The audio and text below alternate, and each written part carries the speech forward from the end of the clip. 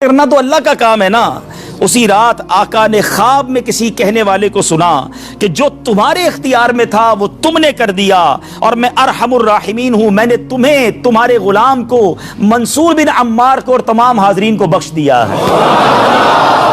کیا بات ہے، کیا بات ہے، سبحان اللہ ہے۔ یہ میرے میٹھے اسلامی بھائیو، یہ واقعہ جو ہے یہ کتنی زبردست موٹیویشن ہے کہ ہمیں نہیں پتا ہوتا، کسی غریب کی مدد کر کے، کسی محتاج کی مدد کر کے، کسی پریشان حال بندے کی مدد کر کے ہم کبھی کبھی ایسی دعا لے لیتے ہیں کہ ہمیں اندازہ بھی نہیں ہوتا، اور وہ ایسی دعا دے دیتا ہے کہ بگڑی بن جاتی ہے، مشکلیں ٹل جاتی ہیں۔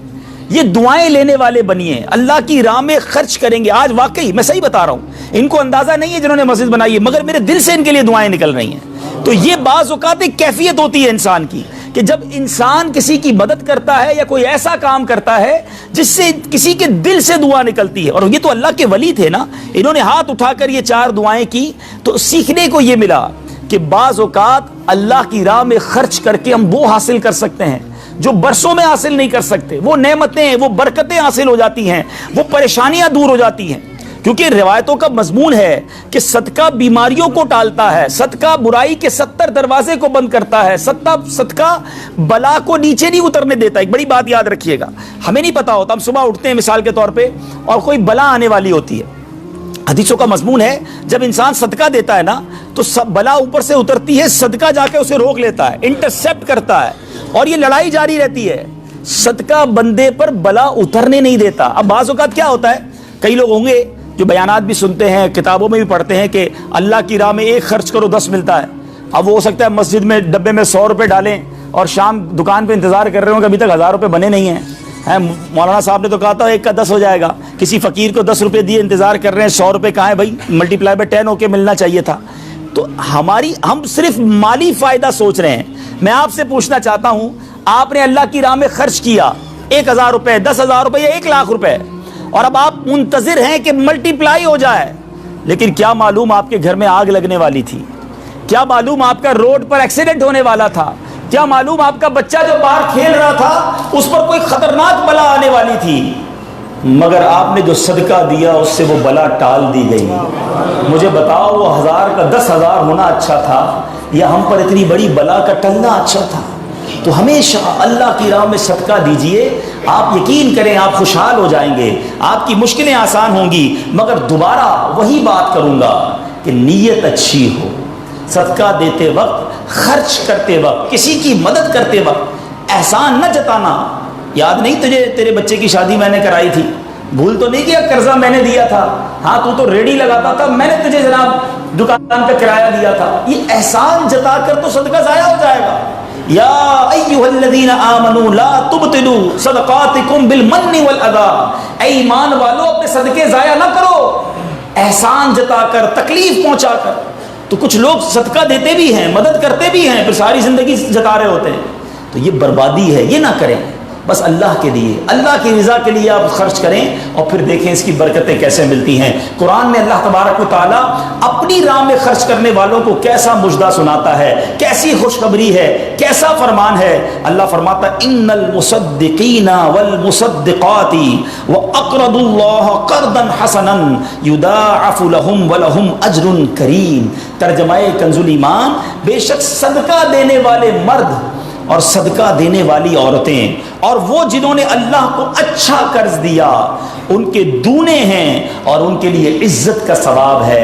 اب کمال یہ ہے، یہ ایک جگہ نہیں، قرآن میں کئی جگہ اللہ تبارک و تعالیٰ نے قرض کا لفظ استعمال کیا ہے۔ کوئی اللہ کو جو اچھا قرض دے؟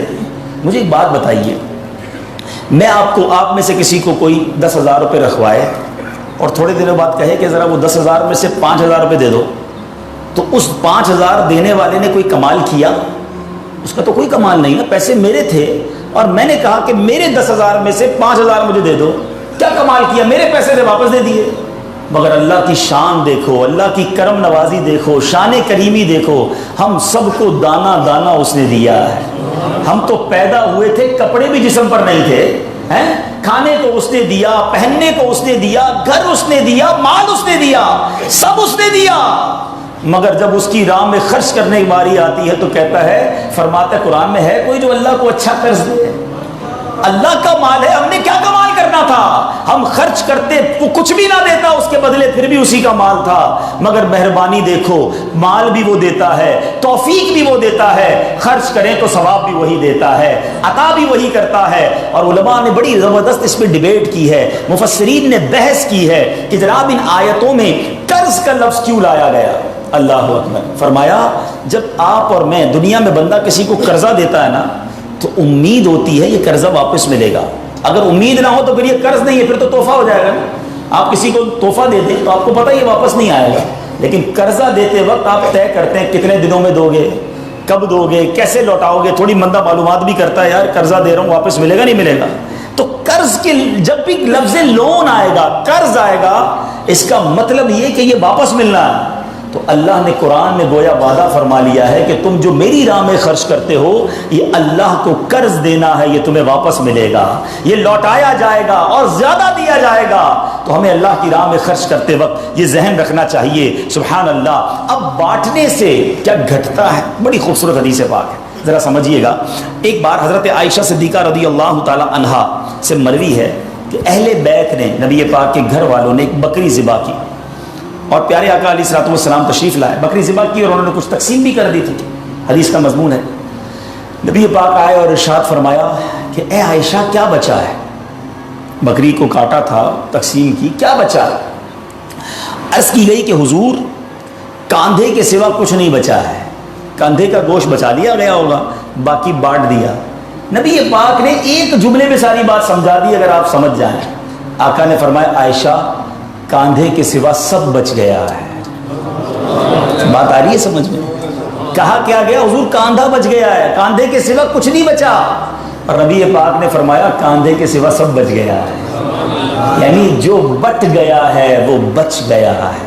یہ ذہن بنا لو کہ آج میں نے اور آپ نے جو اللہ کی راہ میں خرچ کیا وہی بچا ہے, ورنہ باقی تو ہم کھا کے ختم کر دیں گے نا. اگر ہم مر جائیں گے تو یہ پیسے تو بچوں کے وراثت میں چلے جائیں گے. میرے لیے کیا بچا ہے؟ میرے لیے وہی بچا ہے جو میں نے آگے بھیج دیا ہے, جو بانٹ دیا ہے, جو خرچ کر دیا. عقل اگر آ جائے ہمیں, اللہ کرے کہ ہمیں اس بات کی سمجھ آ جائے کہ آج اگر خوشحالی ہے, آج اگر مال جیب میں ہے, بینکوں میں پڑا ہے, گھر آئیں گے اور میں دنیا سے چلا جاؤں گا. اگر میں چاہتا ہوں یہ آخرت کے اکاؤنٹ میں جمع ہو جائیں, میں یہ پیسہ لے کر جنت میں جاؤں اور اس پیسوں کے بدلے جنت کی نعمتیں کما لوں, تو مجھے یہاں یہ اللہ کی راہ میں خرچ کرنا پڑے گا. اور یہ بات میں نہیں کہہ رہا, آپ اور میں یہاں رہنے والے بھی, یہاں بھی کمیٹی ڈالی جاتی ہوگی, BC ہوتی ہوگی کہ تھوڑے تھوڑے پیسے جس میں جمع ہوتے ہیں اور وقت پر مل جاتے ہیں. انسان کمیٹی ڈالتا ہے کہ یار کبھی برے وقتوں میں کام آئے گی, بچی کی شادی میں کام آئے گی. ایسا ہوتا ہوگا نا آپ کے یہاں. قدسی ہے جس کا مضمون ہے اے ابن آدم اپنا مال میرے پاس جمع کرا دے. اللہ فرماتا ہے اے ابن آدم اپنا مال میرے پاس جمع کرا دے, نہ جلے گا, نہ ڈوبے گا, نہ کم ہوگا. میں تجھے اس دن لوٹاؤں گا جس دن تجھے ایک ایک نیکی کی ضرورت ہوگی. Security deposit. یہ بعض اوقات جو مسجد میں ہمارے آگے سے ڈبہ جاتا ہے نا, یا کبھی کوئی اسلامی بھائی جھولی لے کے بیٹھے ہوتے ہیں, یہ جب جیب سے آپ پیسے نکال کے ڈالتے ہو نا, اس وقت ذہن بناؤ کہ یہ جا نہیں رہا, یہ جمع ہو رہا ہے میرے آخرت کے اکاؤنٹ میں. اور ڈال دوں یار, ابھی آج کل پیسے اچھے ہیں, تھوڑے اور ڈال دوں, جمع ہو جائے, ادھر ملے گا. تو جب بھی آپ کے دن اچھے ہوں, یقین کریں جب آپ کے ہاتھ کھلا ہو, آپ کو لگتا ہے یار اللہ نے بڑا نوازا ہوا ہے, تو فوراً آخرت کے لیے سوچیں. جیسے ہی زیادہ پیسے آتے بندہ سوچتا ہے نا یار آج کل اچھے پیسے ہو گئے ہیں, کوئی اچھی جگہ پر گھر لے لیتے ہیں, چلو بچوں کو لے کے کہیں سیر کرانے جاتے ہیں. آپ اپنے پیسے کو دنیا میں انجوائمنٹ کے لیے جب یوز کر رہے ہیں, تو اسی پیسے کو آخرت کی انجوائمنٹ کے لیے, آخرت کی لگزریز کے لیے, آخرت کی نعمتوں کے لیے استعمال کرنے کا ذہن بنائیں اور دیتے چلے جائیں. میں یہاں ایک مشورہ بھی دینا چاہوں گا, بالخصوص میرے بزرگوں کو, اللہ نے جن کو نوازا ہے, بلکہ میں کہتا ہوں تھوڑے پیسے بھی ہیں نا, یہ میرا مشورہ یاد رکھ لو. اور یہ امیر علیہ سنت نے ایک بار مدنی مذاکرے میں بھی فرمایا تھا. ہم نے الحمدللہ تحدیث نعمت کے لیے عرض کرتا ہوں, الحمدللہ میری والدہ مرحومہ نے, میرے والد صاحب نے, میں نے خود بھی, ہمارے گھر والوں نے, ہم نے اس طریقے پر عمل کیا اور اس کی برکتیں پائی ہیں. تو اچھی نیت سے میں آپ کو بتاتا ہوں کہ ہم دیکھیں دنیا میں ہیں, ٹھیک ہے, ہم نے بہت سارے ایسے جنازے پڑھے ہیں, ایسے سویم میں بھی گئے ہیں, 40ویں میں بھی گئے ہیں, اور جا کے ہم نے مرحوم کے بچوں کو کہا ہے کہ دیکھیں آپ کے ابو جان چلے گئے دنیا سے, کروڑوں روپے چھوڑ کر گئے ہیں، آپ کے ابو نے کتنا کیا آپ کے لیے، اب آپ اپنے ابو کے لیے کچھ کیجئے، کوئی مسجد بنائیے، کوئی مدرسہ بنائیے، کوئی کنواں کھدوائیے، اپنے والد کو ثواب پہنچائیے۔ تو وہ بیٹا جس کے لیے باپ نے زندگی گزار دی، کروڑوں اربوں روپے چھوڑ کر گیا، وہ کہتا ہے ابھی تو ہاتھ بڑا ٹائٹ ہے، تو ابھی بعد میں کریں گے، تو بعد میں دیکھ لیں گے، اور ہم دیکھتے ہیں اس کے بعد مرحوم کے لیے بظاہر کچھ نہیں کیا جاتا۔ تو آج مجھے اور آپ کو اپنی فکر خود کرنی ہے۔ اگر آپ نے پیسے کمائے ہیں نا، آپ نے مکان بنائے ہیں، آپ نے جائیدادیں بنائی ہیں، تو اپنی فکر خود کیجئے۔ اس کے دو طریقے ہیں۔ ایک طریقہ تو جو ماشاءاللہ یہ ہمارے حاجی صاحب نے کیا کہ اپنی زندگی میں ہی انہوں نے ماشاءاللہ یہ مسجد بنا دی، مدرسہ بنا دیا، بہت اچھی بات ہے، یا تو یہ کر لیں، اور اگر یہ نہیں کر پا رہے تو دوسرا طریقہ بتاتا ہوں جو بڑا آسان ہے۔ وہ یہ ہے کہ انسان کو شریعت نے یہ اختیار دیا ہے کہ آپ اپنی وصیت کر جائیں، اور وصیت میں 30%، علماء کہتے ہیں کہ کم از کم 33% سے تھوڑا کم لکھے تو اندازاً 30% آپ وصیت کر سکتے ہیں کہ آپ کے چھوڑے گئے مال میں سے 30% کسی نیکی کے کام میں خرچ کر دیا جائے، آپ کے لیے صدقہ جاریہ کے لیے خرچ کر دیا جائے۔ بھائیوں والا مشورہ ہے، آپ عمل کریں نہ کریں، کہ اگر زندگی میں یہ وصیت کر دیں کہ میرے مرنے کے بعد جو بھی میرا مال بچے گا اس میں سے 30% جو ہے اپنی جنت بنا لو، ورنہ ہوتا یہ ہے کہ ساری زندگی والد نے محنت کی، محنت کرتے کرتے بوڑھا ہو گیا، لاکھوں کروڑوں روپے کی جائیدادیں چھوڑ کر گیا، اور مرنے کے بعد خاندان میں کوئی ایصال ثواب، کوئی خرچ کرنے کے لیے تیار نہیں ہے۔ تو دو چیزیں یاد رکھیں، ایک تو زندگی ہی میں اپنے لیے ثواب جاریہ والے کام کر لیں۔ اللہ کی رحمت سے دعوت اسلامی ساری دنیا میں مسجدیں بنا رہی ہے، ماشاءاللہ ایسے کئی کام ہو رہے ہیں جو قیامت تک چلنے والے ہیں۔ آپ اپنی زندگی میں اپنے لیے وہ کام کر لیجئے، اور اگر ایسا نہ بھی کر سکیں اور کر بھی لیا ہو تو وصیت کرنے میں تو کوئی حرج نہیں ہے کہ مرنے کے بعد تو میرا مال میرے پاس رہنا ہی نہیں ہے، تو کیوں نہ وہ میرے ساتھ جنت میں مجھے کام آ جائے۔ اور آج بھی صدقہ کیسی کیسی پریشانیوں اور بیماریوں کو دور کرتا ہے، اللہ اکبر۔ ایک اور ایمان افروز واقعہ سناتا ہوں کہ ایک بار حضرت عیسیٰ علیہ نبینا علیہ السلام کے زمانے میں ایک دھوبی تھا جو لوگوں کے کپڑے آپس میں تبدیل کر دیتا تھا، یعنی لوگوں کے کپڑے ملا دیتا، لوگ بڑے پریشان تھے اس سے۔ تو لوگوں نے حضرت عیسیٰ علیہ السلام کو اس کے متعلق بتایا، تو آپ نے اللہ عز و جل کی بارگاہ میں دعا کی کہ اے اللہ اس کو ہلاک فرما دے۔ اللہ کے نبی نے ایک ایسے شخص کے لیے دعا کی کہ یا اللہ اس کو ہلاک کر دے، تیرے بندے اس سے بڑے پریشان ہیں۔ ایک روز وہ دھوبی بالکل اسی معمول میں نکلا، اس کے پاس 3 روٹیاں تھیں۔ ایک سائل آیا، ایک فقیر آیا، اور اس نے کہا کہ اللہ کے لیے مجھے روٹی دے دو۔ تو آپ نے اس دھوبی نے ایک روٹی اس سائل کو دے دی۔ سائل نے دعا دی کہ اللہ تعالیٰ تجھ سے آفات سماویہ کا شر دور کر دے، آسمانی بلاؤں کو دور کر دے۔ دھوبی بڑا متاثر ہوا، بڑی پیاری دعا دی، ایک اور روٹی بھی دے دی۔ اس سائل نے دعا دی کہ اللہ تعالیٰ تجھے جملہ آفتوں سے محفوظ رکھے۔ اس نے تیسری روٹی بھی دے دی۔ اب اس سائل نے دعا دی اللہ تجھے توبہ کی توفیق عطا فرما۔ اب اس دوران ایک بڑا سانپ اس کی گٹھڑی میں داخل ہو چکا تھا، کیونکہ حضرت عیسیٰ نے دعا کی تھی، اس کو ہلاکت کی۔ ایک بڑا سا سانپ جو ہے اس کی کپڑوں کی گٹھڑی میں داخل ہو چکا تھا۔ جب دھوبی نے کپڑے لینے کا ارادہ کیا تو اس سانپ نے اسے ڈسنا چاہا، ایک فرشتے نے اسی وقت سانپ کو لوہے کی لگام ڈال دی اور دھوبی سلامتی کے ساتھ واپس آ گیا۔ لوگوں نے حضرت عیسیٰ علیہ السلام سے کہا کہ یا روح اللہ، آپ نے دعا کی تھی، یہ بندہ تو ایسے ہی ہٹا کٹا گھوم رہا ہے، بالکل ٹھیک، کچھ مسئلہ ہی نہیں ہوا اس کے ساتھ، سلامت۔ تو آپ نے اس دھوبی کو بلایا، بتا تو نے کون سی ایسی بھلائی کی ہے، میں نے تیری ہلاکت کی دعا کی اور تو بالکل سلامت گھوم رہا ہے۔ وہ کہتا حضور میں نے 3 روٹیاں صدقہ کی ہیں، اتنے گناہ، اتنی خطائیں، سارا شہر پریشان، مگر جب صدقہ کیا 3 روٹی کا، آپ نے اس سانپ سے پوچھا کہ تو نے قتل کیوں نہیں کیا، تیری تو ڈیوٹی تھی نا۔ تو سانپ کہتا ہے اے اللہ کے نبی، اللہ نے آپ کی دعا تو قبول فرما لی، مجھے ہلاک کرنے کے لیے بھیج بھی دیا، مگر جب اس دھوبی نے ایک سائل کو صدقہ دیا تو ایک فرشتے نے مجھے لوہے کی لگام ڈال کر روک لیا۔ اب وہ دھوبی بھی سارا واقعہ سن رہا تھا کہ اتنے گناہ ہیں، سامنے ایک چھوٹا سا صدقہ کیا، میری ہلاکت رک گئی۔ اس دھوبی نے بھی توبہ کر لی، اپنے گناہوں سے تائب ہو گیا۔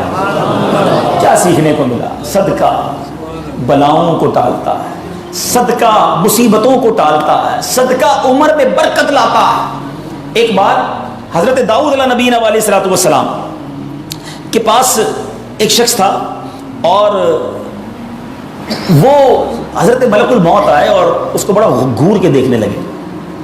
تو تھوڑی دیر کے بعد ملک الموت تو چلے گئے.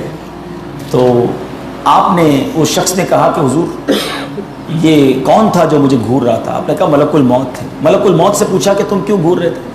کہا کہ یہ بندے کی اب 3 دن زندگی رہ گئی ہے, اب 3 دن کے بعد یہ دنیا سے چلا جائے گا. تھوڑے دن ہوئے تو وہ بندہ گھوم رہا ہے, پھر رہا ہے آپ کے سامنے. ملک الموت آیا, آپ نے کہا تم نے تو کہا تھا 3 دن میں اس کی روح قبض کرنی ہے, تو بالکل ٹھیک ہے, کوئی مسئلہ ہی نہیں. کہا حضور 3 دن ہی باقی تھے, میں نے روح قبض کرنے پہنچنا تھا. جس دن پہنچنا تھا اس دن یہ بندہ گھر سے باہر نکلا. ایک غریب نے صدا لگائی, ایک فقیر نے پکارا, اس نے 20 درہم اس کو دیے. اس فقیر نے اس کو دعا دی, اللہ نے وہ دعا ایسی قبول کی کہ ہر درہم کے بدلے اس کی عمر میں 1 سال کا اضافہ فرما دیا. 20 سال عمر بڑھ گئی ہے اس کی. اب ذرا سوچئے میٹھے اسلامی بھائیوں, ایسے کئی واقعات ہیں, کئی باتیں بتا دی جاتی ہیں, کئی باتیں پتہ نہیں ہوتی. ہو سکتا ہے ہماری بھی آخری وقت آنے والا ہو, اللہ نے کسی کی دعا سے بڑھا دیا ہو, ہمارا بھی کوئی برا وقت آنے والا ہو, کوئی اللہ نے نیکی کروا دی, ہم بچ گئے ہوں. تو کرتے رہا کرو نیکی, جچاؤ نہ, دکھاؤ نہ, بتاؤ نہ, کرتے رہا کرو. اللہ کریم ہے, وہ نیکوکاروں کا اجر ضائع نہیں کرتا, وہ ضرور عطا فرماتا ہے. اور کیسے عطا فرماتا ہے؟ ایسے ایسے واقعات ہیں کہ سنے تو ایمان تازہ ہو جاتا ہے. مثال کے طور پہ حضرت سیدنا حبیب عجمی رحمۃ اللہ تعالی علیہ کے دروازے پر ایک سائل نے دستک دی. تو آپ کی زوجہ محترمہ جو ہے وہ آٹا گوندھ کے رکھا تھا اور پڑوس سے آگ لینے گئی تھی. پہلے زمانے میں لکڑی وغیرہ آگ کے لیے لینی ہوتی تھی. آٹا گوندا ہوا تیار تھا, آپ نے وہی آٹا اٹھایا اور اس سائل کو دے دیا. آپ کی زوجہ آئیں کہ آٹا کدھر گیا؟ کہ غریب آیا تھا, اس کو ضرورت تھی, میں نے گوندا ہوا آٹا دے دیا. بولے بہت اچھا کیا, ہم نے بھی تو کھانا ہے نا, ہمارے لیے تو کچھ نہیں چھوڑا, آپ نے سارا ہی دے دیا. اب تھوڑی دیر ہوئی تو کیا ہوتا ہے کہ دروازے پر دستک ہوتی ہے. ایک بندہ ایک بہت بڑا تھال لے کر پکی ہوئی روٹیاں بھی لاتا ہے اور سالن بھی لاتا ہے. آپ اپنی زوجہ سے کہتے ہیں دیکھ لو, دیا آٹا تھا, روٹیاں بھی پکے آ گئیں, ساتھ سالن بھی آ گیا. تو یہ بلیف ہوتا تھا, اللہ والوں کا یقین ہوتا تھا کہ یہ خرچ کیا ہے, یہ ملنا ہی ملنا ہے. اللہ کرے کہ ہم اللہ کی راہ میں بس خرچ کرنے والے, صدقہ دینے والے, اللہ کی راہ میں دل کھول کر خرچ کرنے والے بن جائیں. اس میں میرے میٹھے اسلامی بھائیوں رجب کا مہینہ ہے. اللہ اکبر, اس مہینے کی تو کیا بات ہے. رجب المرجب کے بارے میں آتا ہے کہ جو رجب میں کسی پریشان حال کی پریشانی دور کرتا ہے, اللہ قیامت میں اس کو ایسا جنت میں محل عطا فرمائے گا جو تا حد نگاہ وسیع ہوگا. اور جملہ سنو ایمان افروز, تم رجب کا اکرام کرو, اللہ 1000 کرامتوں کے ساتھ تمہارا اکرام کرے گا.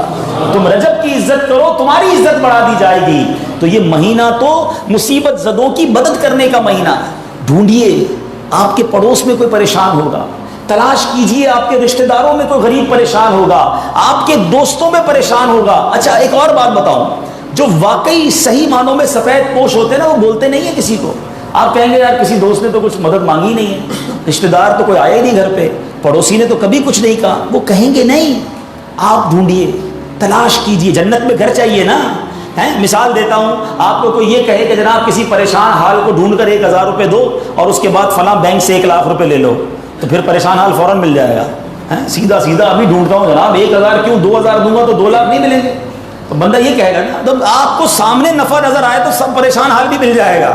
اللہ کے بندوں, جنت میں محل کا وعدہ ہے, ڈھونڈیے نا. آپ کے غریب رشتہ دار پریشان ہوں گے, کسی کی بچی کی شادی ہونے والی ہوگی, کوئی بیچارہ گھر میں اچھا کھانا نہیں کھاتا ہوگا, چلے جائیں اس کے گھر اور اس کی کچھ مدد کر کے آئیں. اور ایک اور بات بھی بتا دوں, بعض اوقات جب یہ پریشان حالوں کی پریشانیاں دور کرنے کی بات ہوتی ہے نا, تو بندہ سمجھتا ہے یار یہ پیسے سے ہی دور ہوگی, میں تو ہوں ہی غریب. تو یہ بھی نہیں ہے, ہر پریشانی پیسے سے دور نہیں ہوتی. اگر پریشانیوں کا حل پیسہ ہوتا تو دنیا میں کوئی مالدار پریشانی نہ ہوتا. اس کو پریشانی آتی, پیسے خرچ کرتا, پریشانی دور کر دیتا ہے. ایسا نہیں ہے. ہر پریشانی کا مداوا, ہر پریشانی کا سولوشن پیسہ نہیں ہے. آپ کو یہ نہیں کہا گیا کہ جو مالی مدد کرے گا اسے جنت میں محل دیا جائے گا. جو کسی مسلمان کی پریشانی دور کرے, بعض اوقات حوصلہ دینے سے پریشانی دور ہو جاتی ہے, ہمت دلانے سے پریشانی دور ہو جاتی ہے. یار گھبرانا نہیں, میں تمہارے ساتھ ہوں, ٹینشن مت لینا, میں بیٹھا ہوں. بیمار ہے, اس کے گھر چلے گئے, تھوڑی دیر اس کے ساتھ بیٹھے, اسے ڈاکٹر کے پاس لے گئے, کسی کا بیچارے کا کوئی معاملہ ہے تو ساتھ جا کر وہ معاملہ حل کروا دیا. یہ کبھی کبھی کچھ اچھے میٹھے بول بھی پریشانی دور کر دیتے ہیں. لیکن ہمیں اچھے بول بھی تو آنے چاہیے. مسکرانا بھی تو آنا چاہیے, حوصلہ دینے بھی تو آنا چاہیے. سیدی اعلیٰ حضرت امام اہل سنت کمال کی بات لکھتے ہیں, آپ فرماتے ہیں شربت نہ دیں کریں بات لطف سے. شربت نہیں پلانا, نہ پلاؤ, اچھی بات تو کر لو یار. شربت نہ دیں کریں بات لطف سے, یہ شہد ہو تو پھر کسے پرواہ شکر کی ہے. بعض اوقات مسکرا کر مل لینا بندے کے دکھ دور کر دیتا ہے. چند اچھی باتیں, ہمیں آ کر کوئی کہتا نا یار بڑی بیمار ہوں, پریشان ہوں, اچھا چلو ٹھیک ہے یار اب کل سے ٹائم پہ آ جانا. ارے اللہ کے بندے, اس نے اپنی پریشانی بتائی, تھوڑا اس سے ہمدردی تو کریں. اچھا کیا ہو گیا, خیر تو ہے, کیسے بیمار ہو گئے, ڈاکٹر کو دکھایا کہ نہیں, میری ضرورت ہے تو بتائیں, کوئی کام ہو تو بتائیں. آپ نے پیسے دیے ان 5 جملوں میں؟ نہیں دیے نا, مگر کیا بتاؤ اس کا درد کم نہیں ہو گیا ہوگا, اس کو حوصلہ نہیں مل گیا ہوگا. یاد رکھو میٹھے اسلامی بھائی, یہ جو الفاظ ہیں نا, ہماری باتیں ہیں, یہ الفاظ زخم پر مرہم کا کام بھی کرتے ہیں, اور یہی الفاظ زخم پر نمک کا کام بھی کرتے ہیں. ہم بعض اوقات کسی کے زخموں پر نمک چھڑک دیتے ہیں, وہ پریشان ہے, تکلیف میں ہے, مصیبت میں ہے, اور اس کو ایسا جملہ کہہ دیتے ہیں کہ اس کی پریشانی بہت بڑھ جاتی ہے.